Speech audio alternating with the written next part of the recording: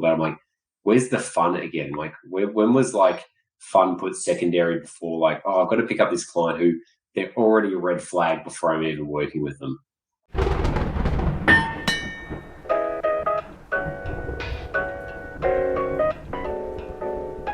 Over the break and over the last few months, what I've been thinking about is like this year, I want to really enjoy it.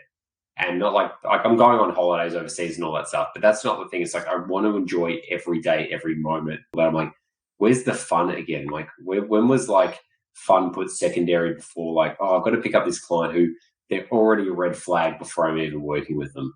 To be fair, you need to get to the point where you can pick up a client and that is devoid of those red flags. So there is that. You've got to get a foundation in it, haven't you? But then it should be about multiplying the fun factor, as you say. There's a guy called Kirk Williams who's like a PPC dude. Oh, yeah, Kirk, yeah. Yeah, and he's done a TED Talk, and he just released a book called Stop the Scale. And I haven't finished it, but I watched his TEDx talk. I bought the audio book.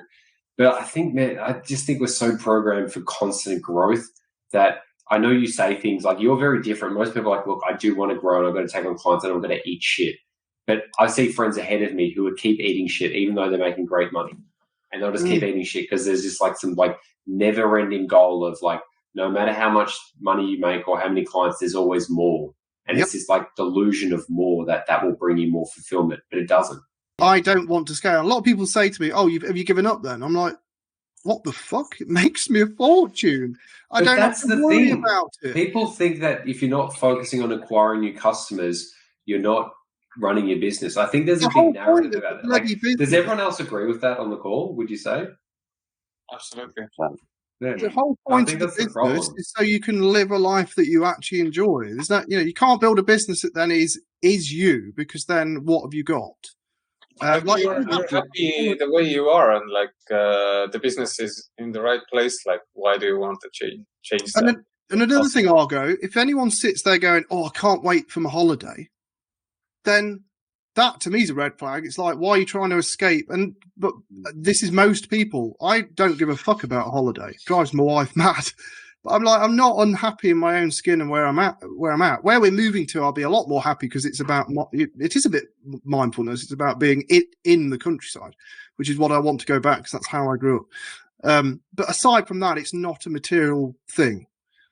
But that's the only thing. It's the only thing I've got to accomplish this year to be properly happy. That doesn't involve growth, scale, how many this, how many that. Did I grow an extra inch? Did I shrink an inch? It's not none of this. It's, am I fulfilled? Am I happy? And can I just be like, turn it all off if I need to?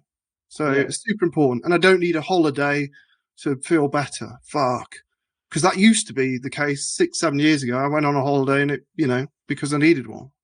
Shouldn't need I actually had a similar thought like a few days ago where I was thinking about like, going on a holiday, like in the first quarter, like in February or March, and I was like, fuck, this year has started so good. I don't want to go to holiday. I just want to fucking hustle and work because like it's going so fucking well. And like about happiness, Michael, like I've decided, like if you intentionally decide to be happy about your life, I think like you can make a huge change like in your mindset.